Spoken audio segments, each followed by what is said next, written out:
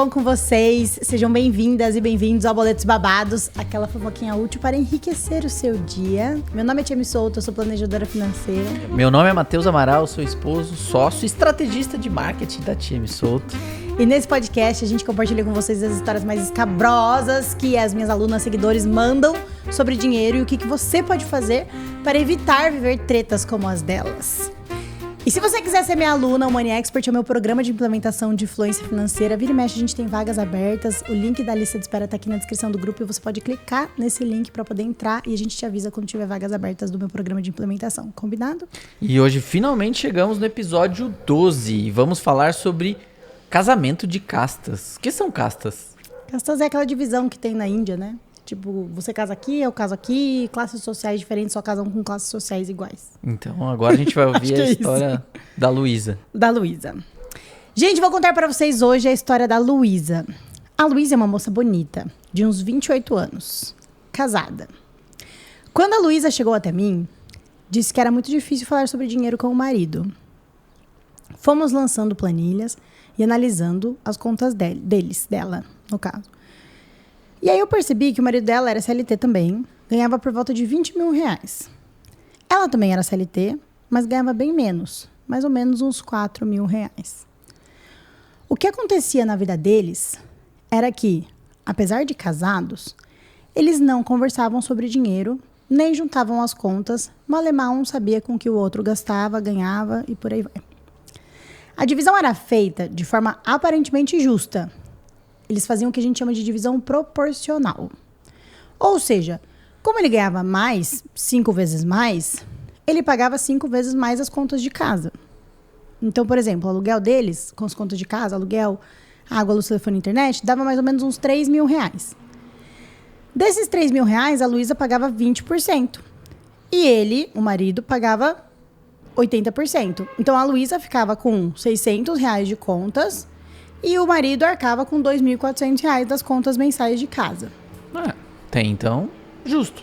Parece, né? É uma divisão muito comum, na verdade, quando as pessoas, principalmente quando tem renda diferente, assim, a galera faz mais proporcional, assim. Tem um racional por trás. Beleza, entendi. Em tese, era uma divisão justa, proporcional. Mas o problema era que ela pagava os 600 reais do aluguel das contas de casa e aí ela era responsável por todas as despesas pessoais dela, enquanto ele fazia com as despesas dele. Então, vamos lá. Somando aluguel, internet, água, luz, telefone e faxineira, dava 3 mil reais, que eles já dividiam. Uhum. Então, ela pagava 600 e ele 2.400. Beleza. E aí, do salário dela, sobrava 3 mil reais para ela fazer as coisas dela. Só que aí ela pagava o plano de saúde dela, certo? Que custava mais ou menos uns R$1.000, porque ela tinha um plano de saúde bom, porque tinha questões de saúde, que tinha muito gasto e tal. Sobravam 2 mil. E aí ela tinha que pagar as coisas do cachorro dela, que ela tinha um cachorro, que ela que decidiu pegar, então ela que arcasse com as despesas do cachorro. E as outras coisas dela, né? E aí, no final das contas, sobrava tipo cerca de R$1.000, R$1.500. E aí, com esse valor, ela tinha que fazer o dia a dia, os passeios dela, os cuidados pessoais, transporte, Uber, lazer, sorvete e tudo mais. Belezinhas. Beleza. Tá, Tia, dá pra fazer com R$1.500? Dá pra fazer. Muitos brasileiros, inclusive, nem têm esse valor pra poder fazer isso. Beleza. Uhum. Porém, o marido, né, mesmo pagando mais contas em casa, então, ele ganhava 20 mil reais por mês. E aí, ele pagava ali cerca de 2.400, 3 mil reais das contas de casa. Só que ainda sobrava 17 mil pra ele fazer as coisas dele. Então, ele pagava o plano de saúde dele, pagava academia, pagava o personal, pagava as outras contas dele. Só que aí, gente, ainda sobrava 15 mil reais por mês pra ele ter o lazer, o transporte, dia a dia, sorvete, Uber, lazer, restaurante, por aí vai.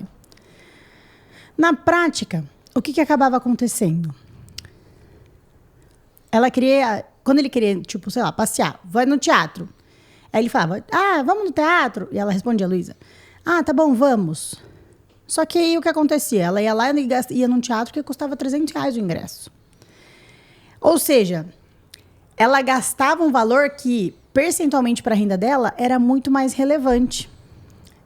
Algumas vezes, ela começou a ir em restaurante e aí a conta dava 300 reais, 150 para ela, 150 para ele.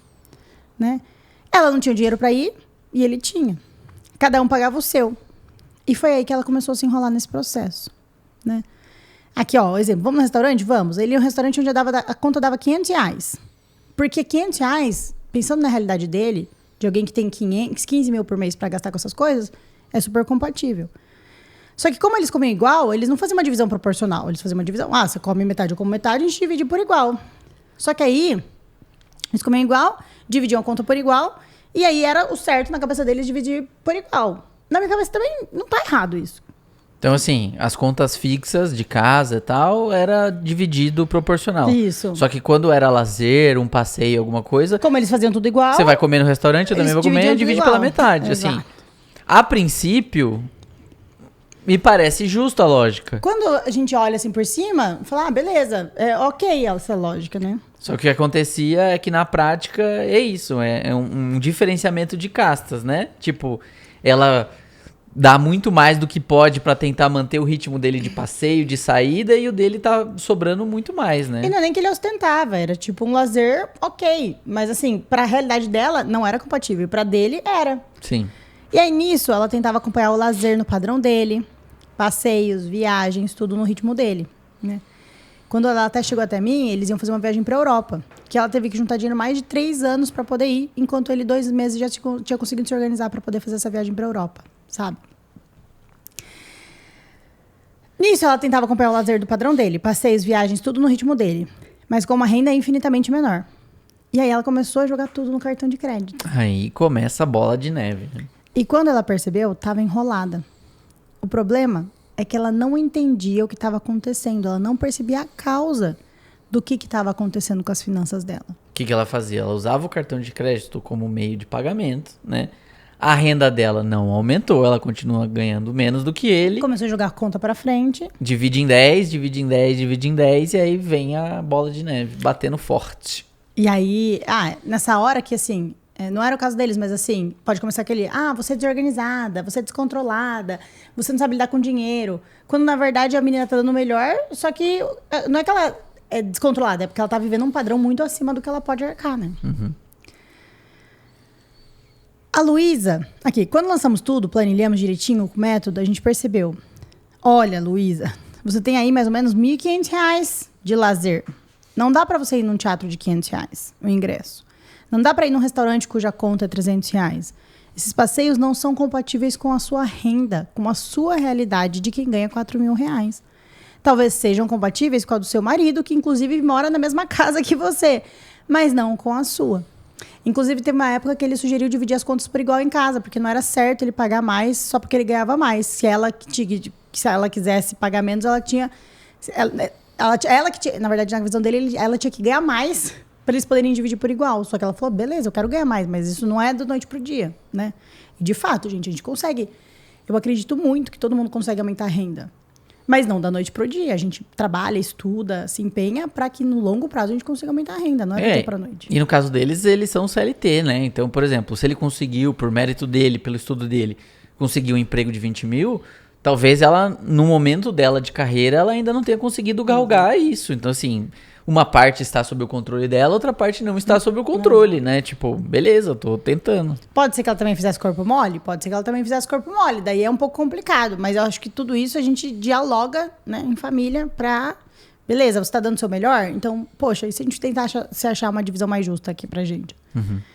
E a Luísa foi percebendo que a forma como eles decidiram dividir as contas da casa não era justa. Na verdade, essa divisão fazia com que os dois não vivessem a mesma vida. O que acabava acontecendo ele queria sair, aí ela não tinha dinheiro, aí ele saía sozinho com os amigos. E ela não ia. Aí ele ia jantar, ia passear, ia no teatro, ele falava, vamos. Ela falava, não tem dinheiro. Ele falava, então eu vou. E aí ele ia sozinho. E aí essa parte que eu acho bizarra. Ele era da casta rica e ela da casta pobre.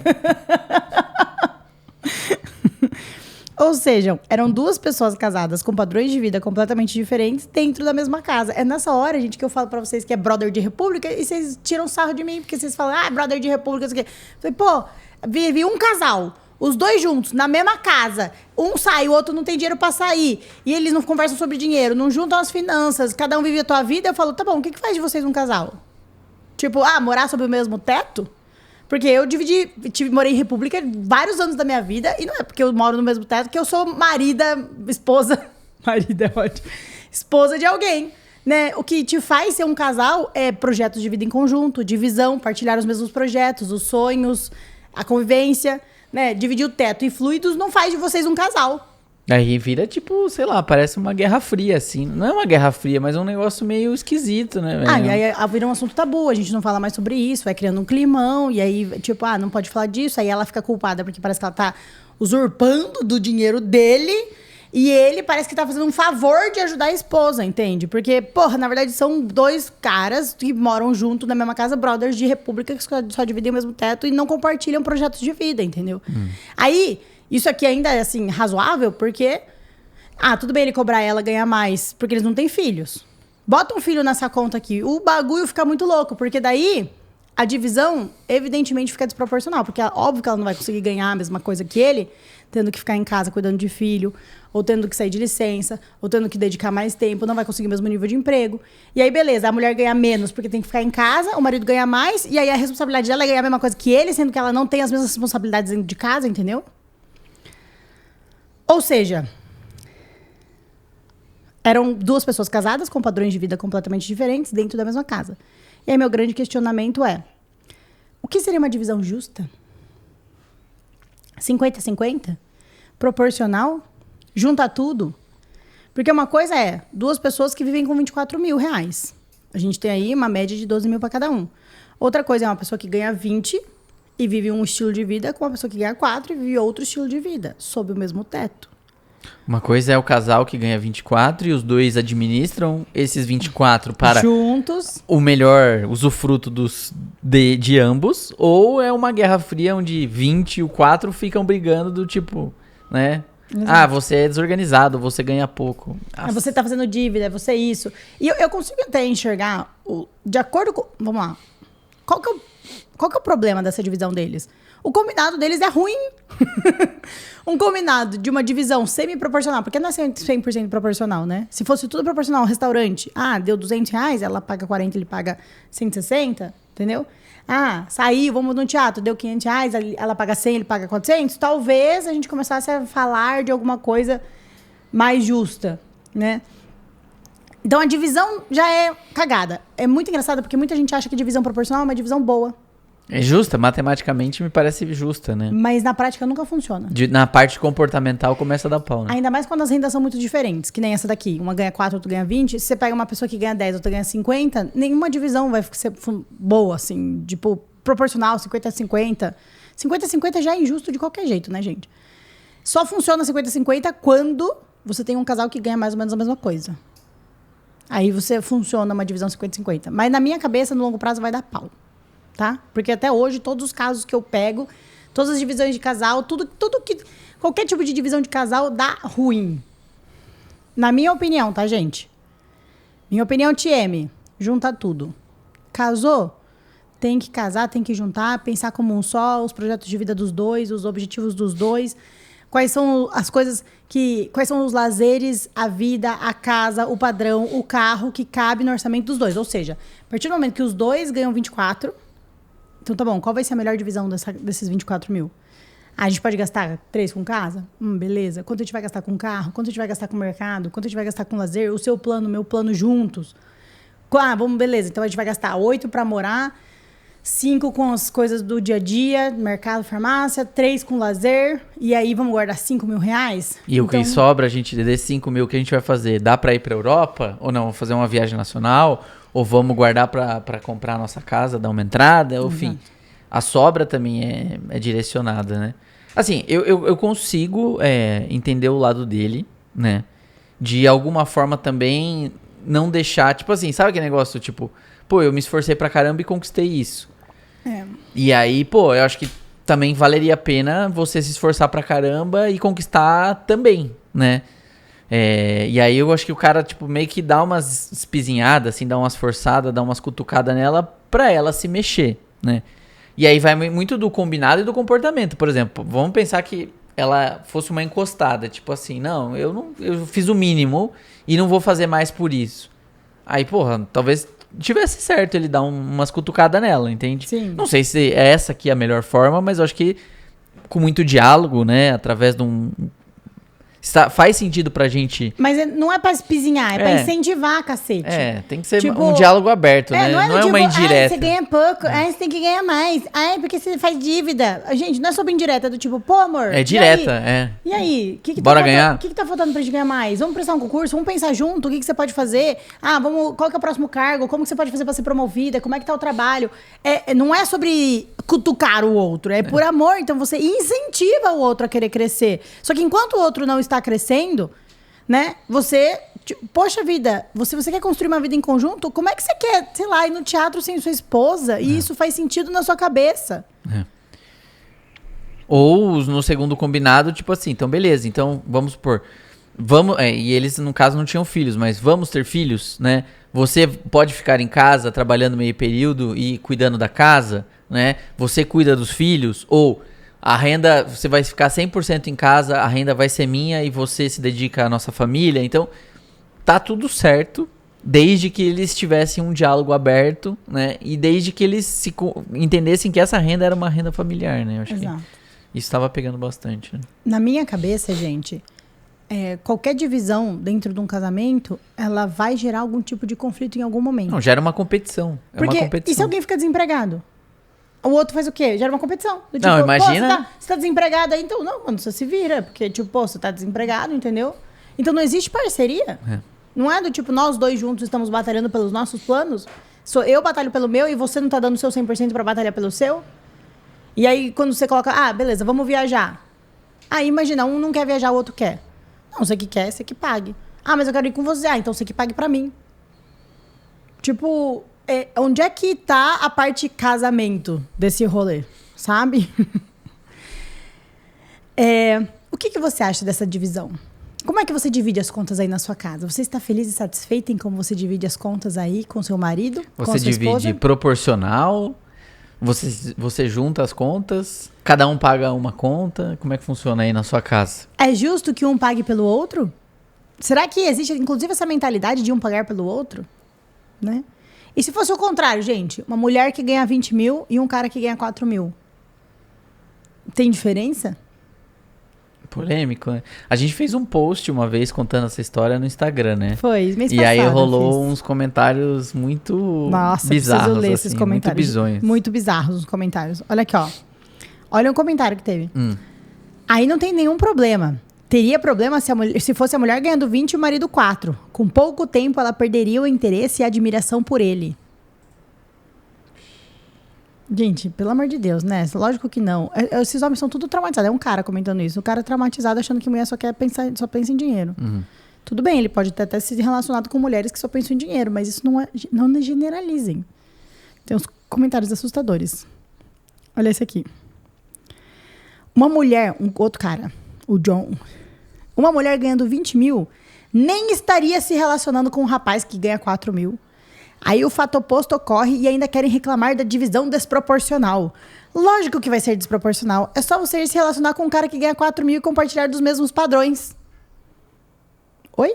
Quer dizer, a culpa é dela de estar se relacionando com o cara. Exato, a culpa é dela porque ela tá se relacionando com um cara que ganha mais do que ela. Um cara de 20. Uai, então, porque assim, porque quando você vai ficar com um cara, você fala, nossa, você é legal, simpático, mas quanto você ganha? Porque assim, eu só posso ficar com gente que ganha 4 mil reais. 3,5 não dá. 6, nossa, não dá.